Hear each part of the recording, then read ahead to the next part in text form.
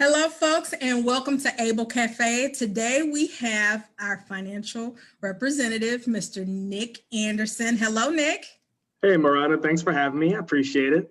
We're glad to have you on the show. We look forward to just kind of picking your brain, dealing with money. That's something that we all, kind of enjoy, and something that's a necessity for life, right?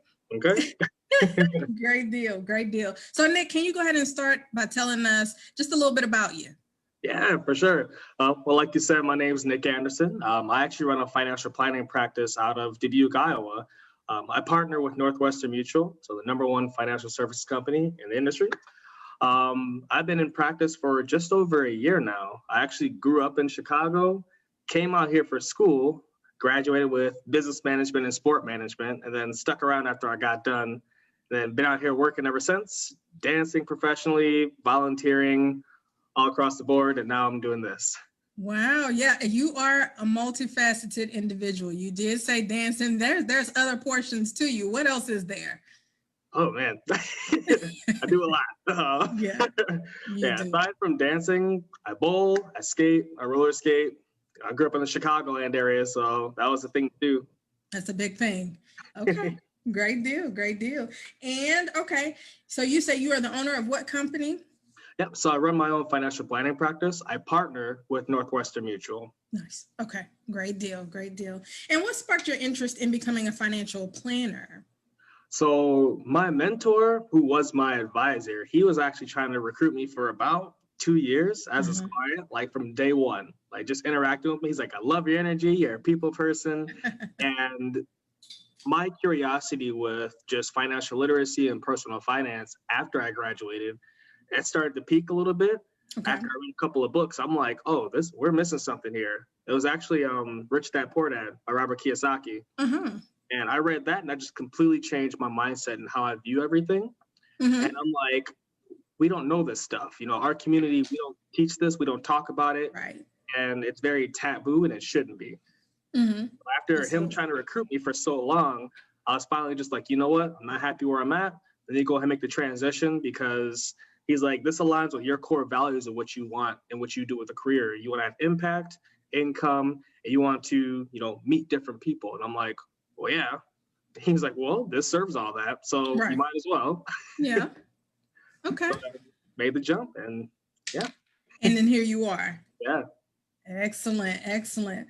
All right. So let's go ahead and dive into just a few things to pick your brain. Okay. So as far as being that let me back up. So being that you are a financial representative, what tips and strategies and tools can you give parents as they prepare for their child to attend college? Yeah, I would say I'll take this from a standpoint of don't do what I did. Okay. So for one, have the conversation of what that looks like financially, really sitting down and thinking about the numbers. Honestly, going through it with the student as well, because they're not thinking about it. They're just thinking, oh, I may or may not go to college. But also sit down and take the time to look at grants and scholarships because I was lazy. I'll be honest. Yeah. My mom was probably watching and laughing. I was lazy, didn't want to do essays, didn't want to do anything. Do that. It's free money. It's on the table.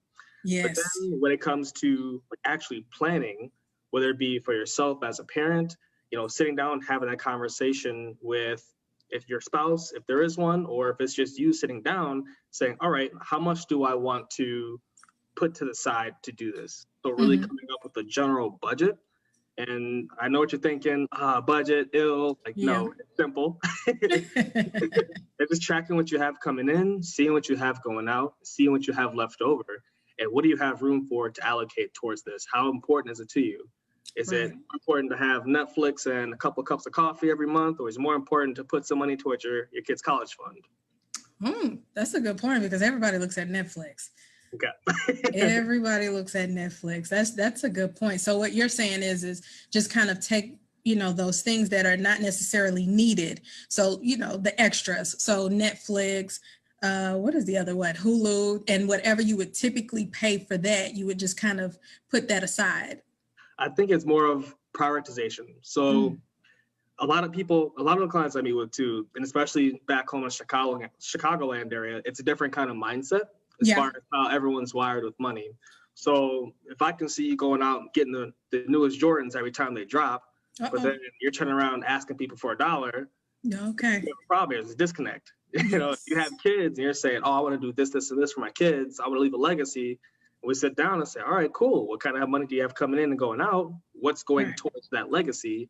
And you say it's nothing, then we have another problem. So it's just priorities. When people sometimes do have the room and sometimes they don't. Everyone's different, of course, but it's really sitting down and just figuring it out. Okay. Wow. That is a big word. Priorities. Okay. Okay. So as they, let's say, for instance, you know, they're preparing, how should they start? I hear you where you're saying priorities, and you mentioned the word budget. So what does that look like? Yeah. If you just took a sheet of paper, drew a line down the middle, and just say, hey, here's what I have coming in, here's what I have going out. Okay. Now we're looking at these different sides. What you have coming in, of course, income, side hustles, whatever that may be, and then going out. What are you spending your money on? Some people say, well, I don't know where my money's going. Well, look at your last bank statements. You'll find out real quick. Humble yourself real quick and go through it. Even if you have to guess at first and then go through and see what the actual numbers are, that's where you find where the missing money is. Okay. Great deal. Okay. So just for visual purposes, they would need to write that out. Yep. It's easy. Okay. Just line down the paper, like what's going out. Yeah. Okay. Great deal. Great deal. And then, okay, as far as, let's say, for instance, the student is asking this question. So what tips and strategies can you give them, you know, in their younger years? So they, you know, maybe they're saying, hey, maybe they're that responsible student that says, okay, I don't want my parents to pay. It's not often you get a student like that. But, you know, when you do, what would you tell that student that's saying, hey, how can I personally save? Yeah. Back to don't be like me. Don't be lazy. If you're working, obviously it's a lot easier. And of course, it depends on if you're helping pay bills or not. You know, seeing a lot of people that are coming up in that kind of family to where they have to help provide for bills, you know, that's definitely a tougher situation. And that's when budgeting really helps out. But if you're working and not having to take care of bills and you just save money, you don't play any sports or anything, you have the advantage. Congrats. I'm jealous because I didn't. Right. But even then, that's sitting down and saying, hey, this is now a priority. You've made the conscious decision that you don't want your parents paying for this. So now you've made this a priority. You made this priority number one, that you want to college and do it yourself. Okay. It's going to take some sacrifices. It's not going to be fun. Okay, go out here and there with your friends, you know, over the summer, getting ready for college, they want to go out. Sometimes you're going to have to say no. Sometimes you got to say, hey, you know what? I have to keep on working because I got to pay for this myself. This is all me. Right. Okay. I hear you on that. And sometimes, I mean, and it goes back to what you were saying as far as the strategies and things of that nature, or priorities actually. And sometimes it's kind of hard for students to say, yeah, I can't go to the movies this weekend, or I can't go to the school dance this weekend. I know that that's something that's very hard to do. However, you know, if that's something that they're completely, you know, serious about, those sacrifices, you know, kind of make a better life, you know, for you. Definitely. Okay. All right. So what enhanced your decision to open your own practice, and what was your process? What enhanced my decision was literally my mentor sitting me down with that conversation saying, hey, you're not happy where you are. He was very blunt. Yeah, he said, you've been working here at this place for 3.5 years. Your income's gone up $2,000. And I'm like, yeah. He's like, what are you doing?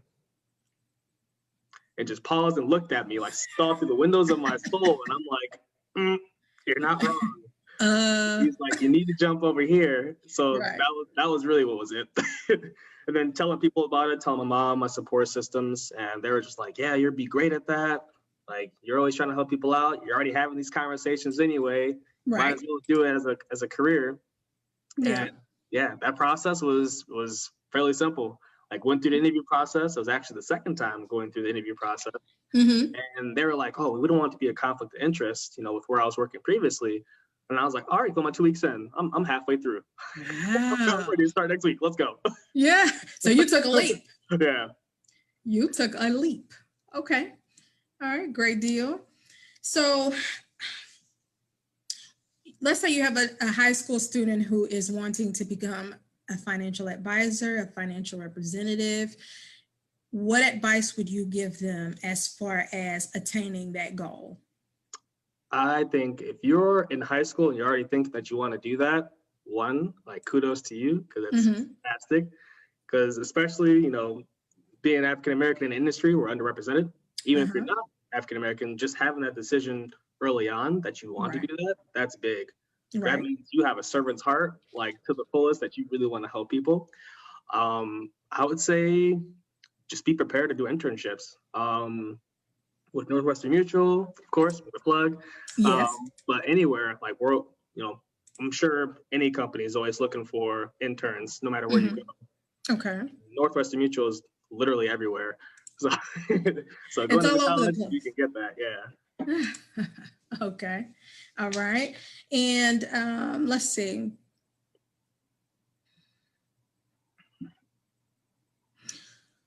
So to the students that are getting ready to graduate, okay, what advice would you give them as far as the students that's getting ready to graduate and go to college? Keep your head up. It's almost over. You're almost there. For one. Let's see. I hate to say it, but college goes by fast. It does. It's like it's the best 4 years of your life. It'll go by so fast and you won't realize it until you're, it's 2020, until you're 5 years out and you're like, man, I miss it. Yeah, absolutely. That part. It's just take advantage and network. Like college isn't for everyone, but if you're going to be there, take full advantage and network. That's part of why I actually stayed in Dubuque, because going back home to Chicago, I didn't really have much of a network. I was a two-sport athlete pretty much all my life. I never had the time for that. It was just my immediate circle of friends and who I had in class.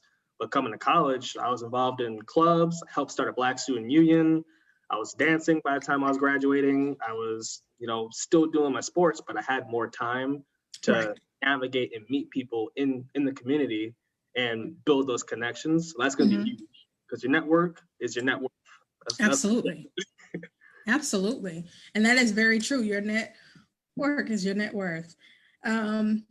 So to the students that are not planning to go to college, what is it that, because, college isn't for everybody.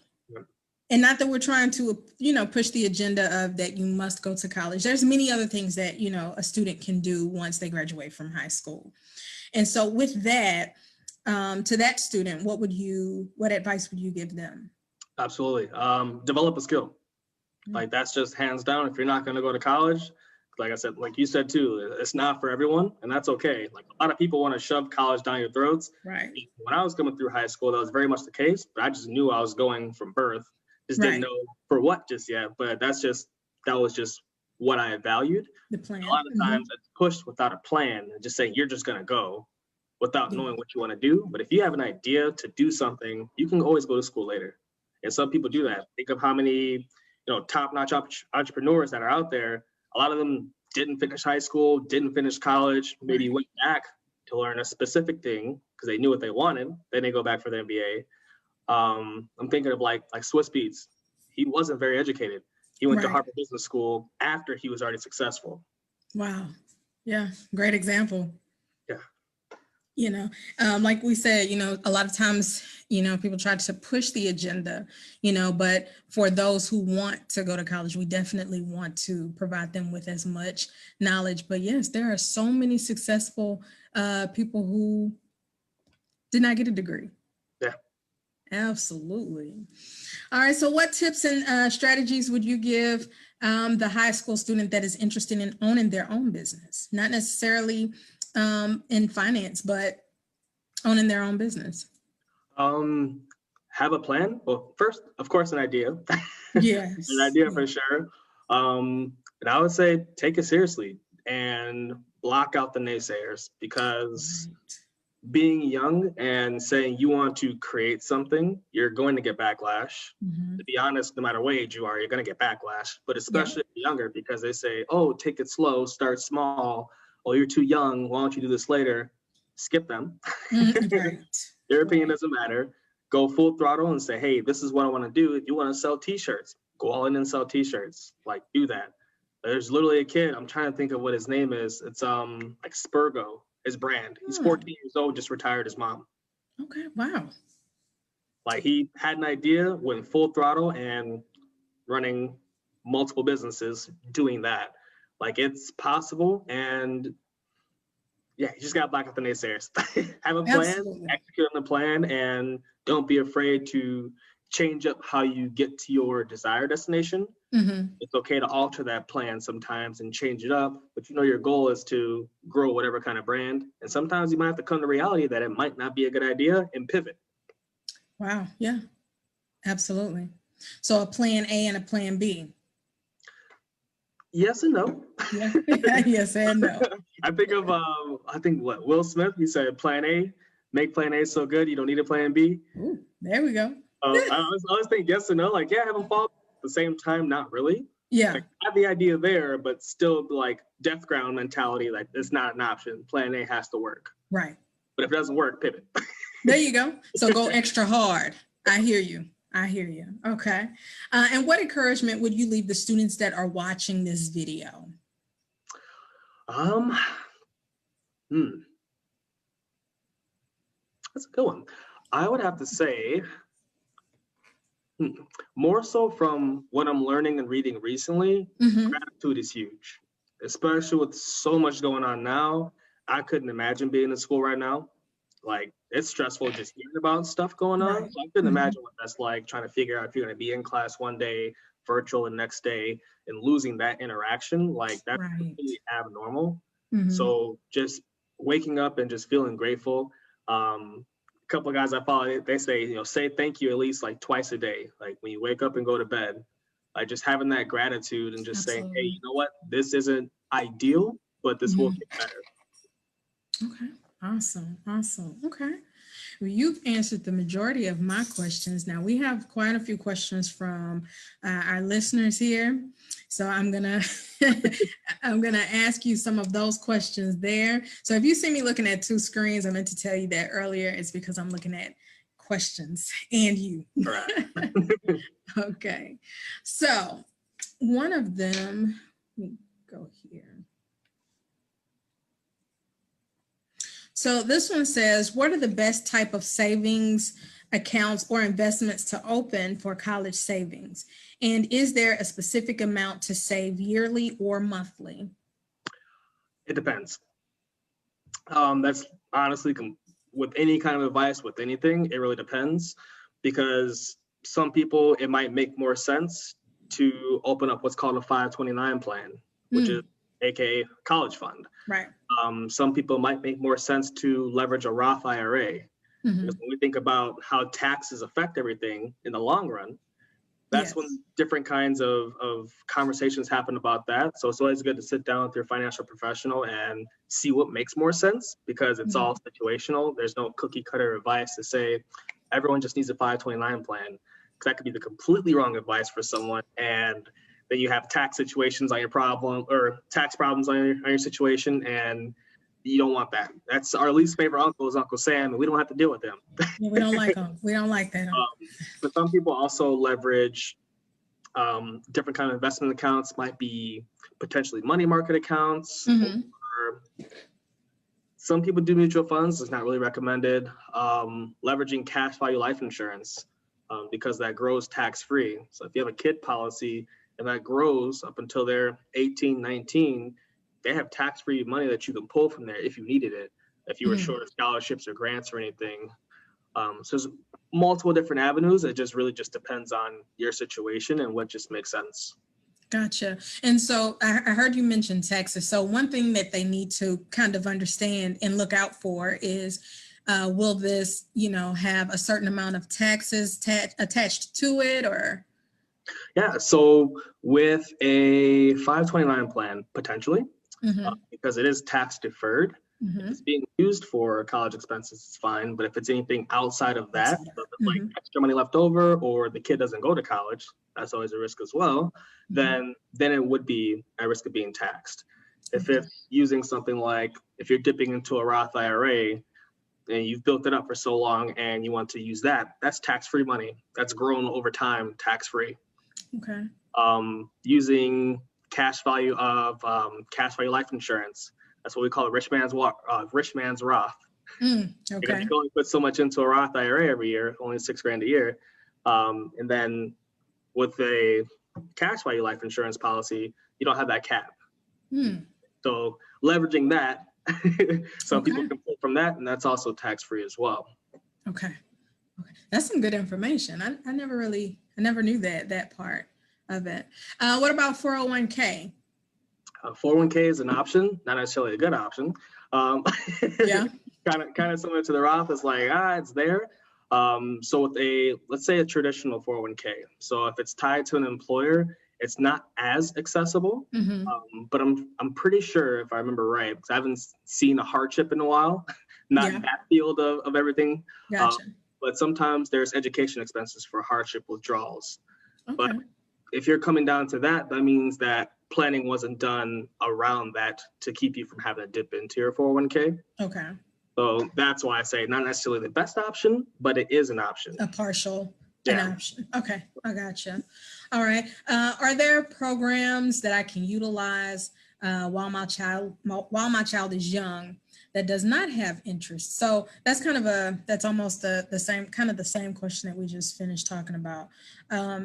So as far as ones that do not have interest, and I guess maybe not even, let's see if we take the college portion out of it, okay? And they just want to set up a plan for their child.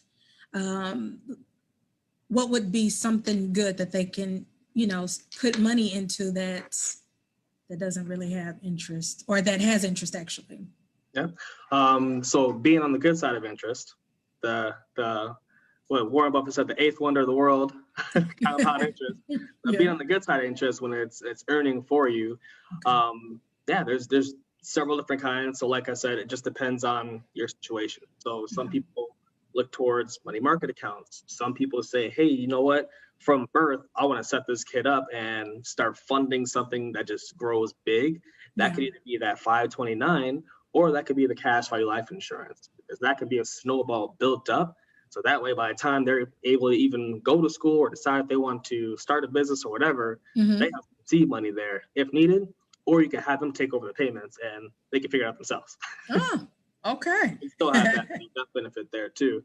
Yeah. A lot of people just leverage different investment accounts. So wouldn't be able to do a Roth yet until they're 18. Once they hit 18, that's always an option to start that, because that's another retirement savings vehicle. If you're working, not going to school or going to school, and they offer the benefits, getting the employee match, taking advantage of that if you're eligible to, because that's what we call free money. And around here, we like that stuff. Yes. That match is beautiful. Yeah. And then savings account, have an emergency fund, and building up that rainy day, oh crap fund, I call it. Yeah. In case stuff hits the fan, like you have it there, and instilling that into your kids as well, saying, hey, it's important to, have a different distribution of buckets of money. So typically we say like the 60-20-20 rule, but if they're usually younger, they probably don't have a lot of fixed expenses. That's where the 60% comes from. Okay. But then 20% for saving and investing, and then 20% for the fun stuff. So having a balance of taking care of the necessities, saving and investing, but also having a fun bucket. I'm not going to tell you to do something I wouldn't do. Yeah. That's important. Having that good mix of, hey, good values, save, but it's okay to have fun too. Okay. Great deal of balance. Okay. Can you break down what bad credit can do to a college student and how it can affect their future? Bad credit to a college student. So if you're coming into college and you have bad credit, shame on your parents. It's more than likely that's probably your parents' fault. I've seen situations to where they put the kids' names on stuff and they don't make the payments, because you should be coming in probably with no credit history. Right. Unless like at 18 you open up a credit card, then that's on you. Otherwise, you shouldn't have any credit history. So for that, Absolutely. should have no effect. While you're going through college, I do think it's a good idea to at least open up a credit card and treat it as though it's your debit card. So that way you're building up credit history. Because once I graduated college, I learned the hard lesson of what credit history was like, even though I had credit. So Yes. 4 hard inquiries later on me trying to get a car signed by myself, and I'm in Iowa. So they're like, oh, well, if you just had somebody to co-sign for you, I'm like, well, I don't know if I mentioned I grew up in Chicago. I have the benefit that I know. So it's not happening. So build on some credit history, but be with the credit cards, because a lot of people are afraid of credit cards. Like, that's the devil. Like credit cards are bad. Oh, they're bad if they're poorly used. It's a tool. That's all it is. You just got to use it properly. Right. I learned a little bit about the good portion, because as you said, you kind of go through life thinking that credit cards are bad. I mean, they're good for at the time. Right. But then once the interest starts hitting and all of that, that's when it becomes bad. And so I learned from a friend of mine a while back how to kind of utilize credit cards for your own benefit, which I never knew, because I was like, why do you have so many credit cards? It's not good. It's not good at all. And then I saw how she kind of managed it, and I was like, what in the world? What? I never knew this. These are things that, we're not necessarily taught that. You're not taught that in high school. You're not taught that in college. What you're taught to do is possibly get a student loan, and then you begin to understand who Sally Mae is and her family, and the fact that she is a sore thumb. Okay. You preach it. We learn about her the hard way. But that's a good point, that you made, because the thing is, in college, credit card companies, they holler at you at all of those different events. You can get a free t-shirt, and if you sign up for this specific credit card, you can get a free t-shirt, you can get a free bottle or whatever, and it's cool to do. And next thing you know, you have this college student that has these credit cards, and they're like, oh, I have this much money, I can do this, I can do that, I can do this, I can do that, and then they're not paying on it. And the next thing you know, their credit score is what, like a 200, a 300, or whatever it can go down to, and they learn the hard way. So, but you're saying that there's a specific way that they can possibly utilize that to make it good. Yes, use it like a debit card. If it's money you're already going to spend, if you're getting gas, getting groceries, buying subscriptions, whatever, like if you know that money is going to be there, use it for those everyday expenses and build up some kind of credit history, at least. Don't go all out saying, oh, I got a $1,000 limit, let me go ahead and use up that limit. Right. No, it's a loan. It is. It has high interest. Very high interest, what, like 18, 26. And then, sometimes they don't understand the difference between fixed and variable. That's a huge difference, because they can say, oh, well, this month it'll be 9.9%. And switch it up on you real quick. Right, 27. And it's like, wait, you took me too fast here. So, okay, I understand what you're saying there. That one is actually a redundant question. So that one is too. How can I start a budget, and what does budgeting actually help with? Okay, so I'll answer that backwards. So what does it help with? It helps you see what you're doing with your money. So I'm asking you right now, like, hey, how much money do you have coming in? How much do you have going out? Where's it all going? You don't have a budget, more than likely you're probably going to say, I don't know. But you're always going to probably feel like, oh, I don't have the money here, or I don't have the money here. I hear a lot of times like, you know what? I feel like I'm broke all the time. Well, where's your money? I don't really know. I feel like I have, a couple $100 left over, but then I don't. I somehow spend it all. I lose the money through the cracks. Yeah. Well, a budget helps you see all that. It humbles you. Yes. It humbles you. It humbles you. So like I said earlier, if you take a piece of paper, draw a line down the middle, and put down what you have coming in, look at your bank statements, look at what you have going out, think about what you may pay in cash if it's not on your bank statement, and just write it all out.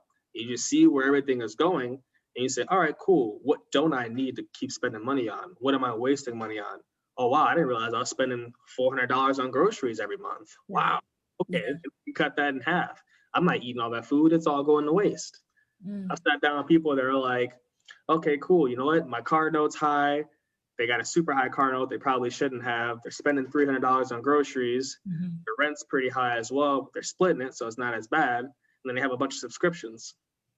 And then they wonder why they're broke all the time. Wow. I'm like, make it make sense. This is why we That's budget, so you can see it.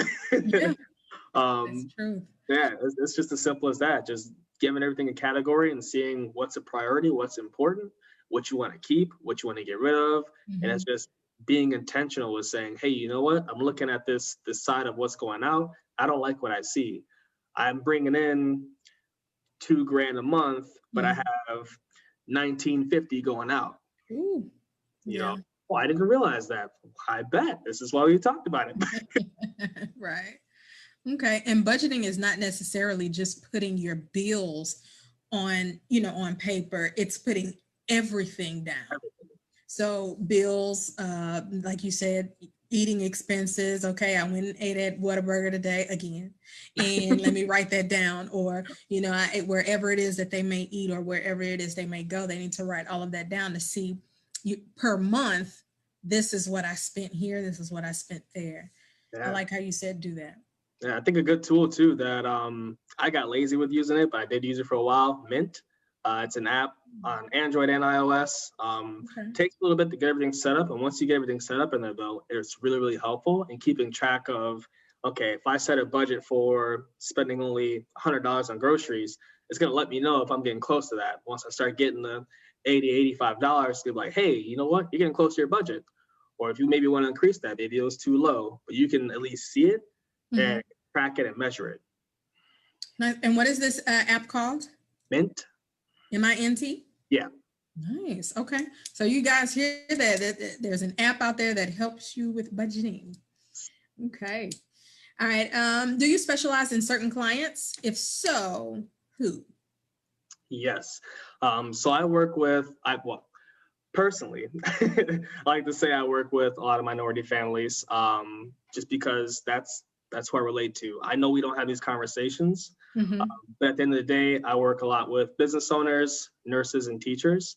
But I really, really try to go hard and press in on minority families, whether that be Black, Hispanic, whatever, because culturally, when it comes to money, it's really, really similar, like scary similar.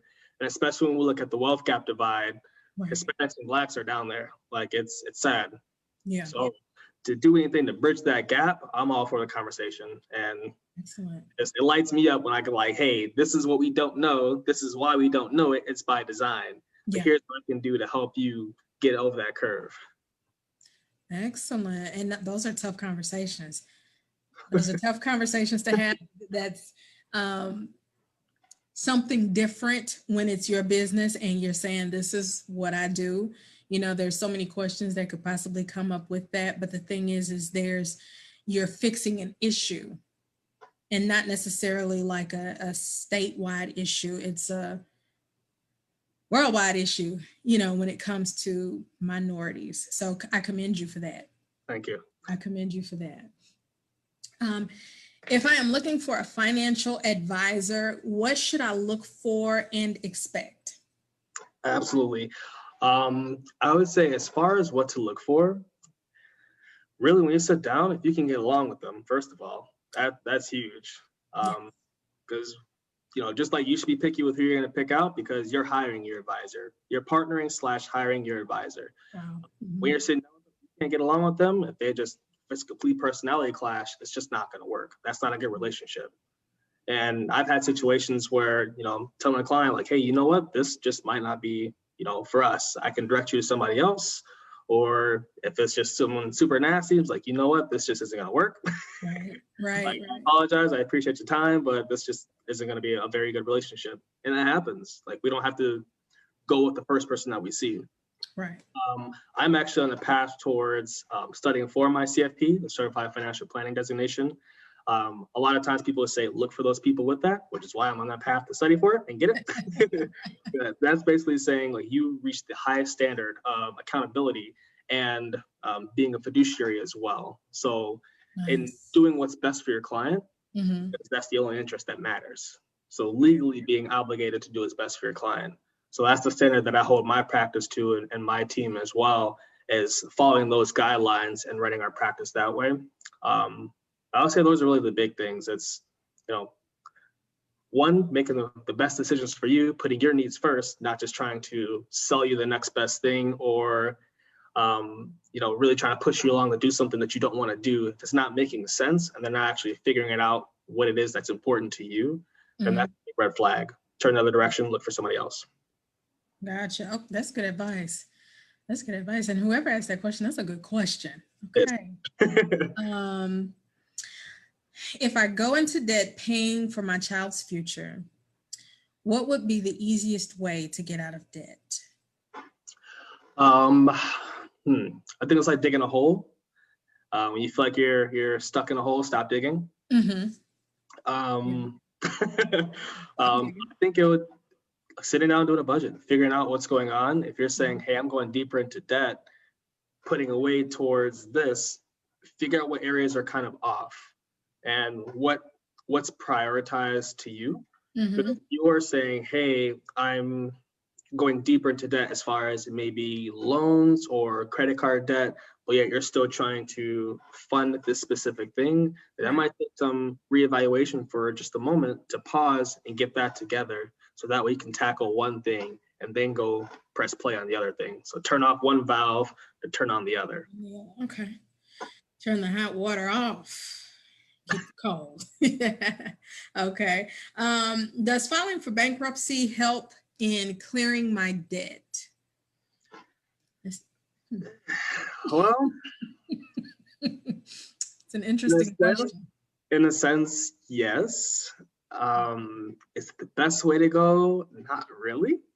It doesn't get rid of student loan debt. If that's because that's a lot of times what people kind of think of, like, oh, my student loan debt's crazy, I want to file bankruptcy. That is not going to go away. Government won't let you off the hook.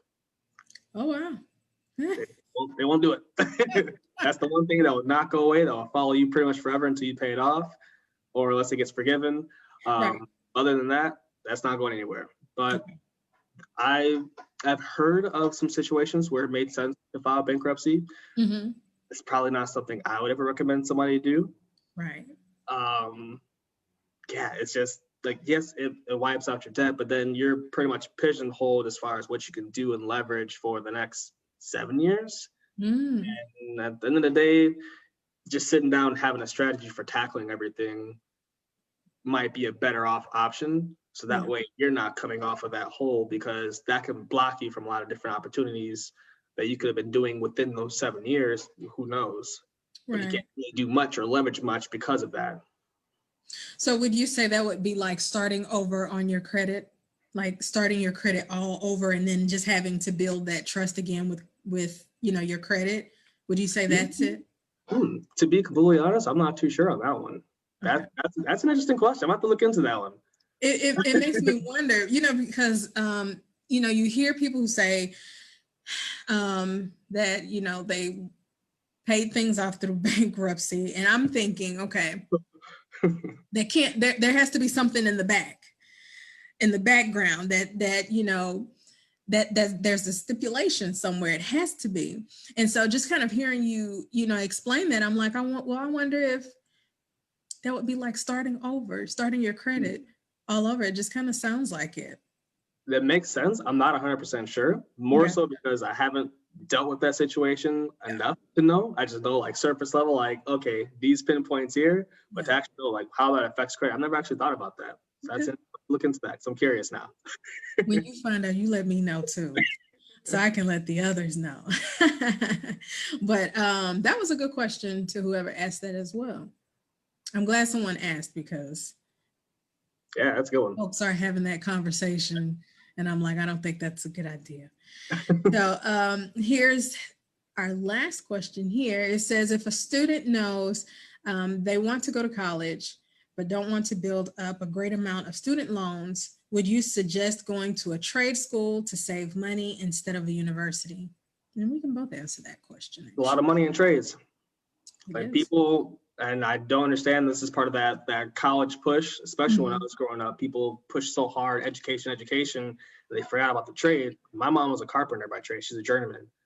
And back in the day, like that was, well, still kind of now, but more so back then, it was very uncommon for one, a woman to be in the trades, let alone a Black woman to be in the trades. Right. So, and she was making decent money. And people really look down upon that because it's hard labor with your hands. It's not work I would ever want to do. Right. But I know that's where the money is. Yeah. I'm looking at the dollar signs. If money was like the drive for everything, I'm like, oh, let me be an electrician. Like, Right. let me be a plumber. Oh, you want to call me? Let me be a local plumber. Absolutely. But I'm like, I don't want to work with my hands in that aspect. So Right. more power to you. But there's a lot of money. Like, people build up such a good legacy. They have a wonderful career, long career. You can venture out and build your own business off of that. Mm-hmm. I know several people that, you're an electrician, but you build your own thing, even Mm-hmm. if it's a side hustle, or getting into tech in some kind of way, building a side hustle, fixing up different networks for different businesses. Like, so much you can branch off of that. It's not always just the end all be all, go to college, especially if you don't know what you want to do and you kind of have affinity for the trades, go for it. Absolutely. And I'll just piggyback off of what you're saying. Trades are wonderful. I look at welders and I'm not into that. I'm not into that type of labor. I'm good with, figuring out things when it comes to the mind and things of that nature. We'll go with the therapy side and the education side. But I look at welders, I look at, as you said, plumbers, electricians, those that come out and fix your cable. Yeah. They make great money, They do. and so it's not necessarily, going to college. You have to figure out what, your interest is. One, what your passion is, because if it's not your passion, you're not going to enjoy it. Mm. But also, that's a whole thing in itself. You want to enjoy it if it's not your passion. But I always look at it like this, if you're wanting to go to college, there's avenues that you can take to go to college. As we said earlier, there's scholarships, there's grants. Get out there, do your work, do your research. There's a wonderful book out there. It's called Abel's Passport to College. You can purchase that book, and it works. It gives you all the tools that you need. But if college is your goal, then go for it. You don't necessarily have to do a trade just because you don't want to rack up debt for college, because there's ways to get out of that.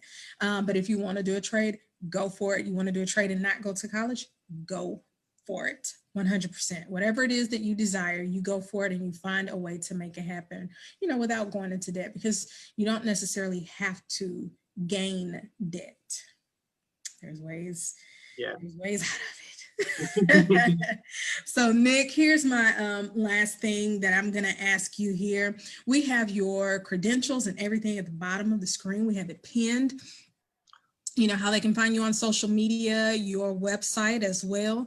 And I did my own research, of course, have to. Can you tell our viewers how they can attain your services? Absolutely. Well, since all my handles are there, shooting me a DM or visiting my website, setting up a call. There's no cost to conversation. It's just sitting down. I take you through the same process as everyone else. First, step one is figuring out what's important to you, what matters. And then we kind of break into, okay, a little bit of education, what to educate on, if there is room for that, or just figuring out how we can make things better if you already have things going well. Sometimes it's not about changing a mindset, but just adding to what's already going well, and then making recommendations from there. And it's always up to you if you want to take those recommendations. Yeah, absolutely. Awesome. Well, Nick, thank you so much for joining us today. Folks, as you heard, you can get in touch with him via his Instagram handle, via his website. He also has a free consultation. Is there a certain amount of minutes for this consultation? Typically I do a half-hour free consultation. Sometimes I'm talkative, if you couldn't tell, so it might be an hour. But usually I try to keep it to a half hour. If it's a good person, then it's a good thing if we talk for an hour. Absolutely.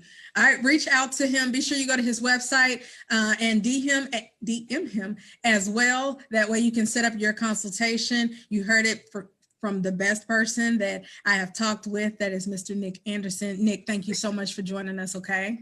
Thanks, Miranda. I appreciate you having me on. No problem. Be sure to stay on for me, okay? All right. All righty. Bye, guys.